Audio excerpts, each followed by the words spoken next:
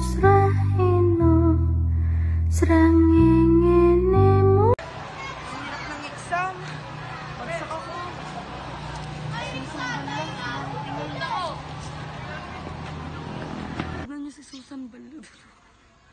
Ang pangit niya mga ting. Oo nga. Tapos hindi pa siya ano. Tapos parang dito, hindi niya pa gets mag-plus. Oo nga. Anong grade niya? Grade 7 na tayo, tapos ganyan siya, di siya makasabay. Kadiri. Tignan niyo si Andre dun. Mukha siyang burat. Oo nga, hindi niya maganda siya, puro pa siya thirst trap. Hindi maganda.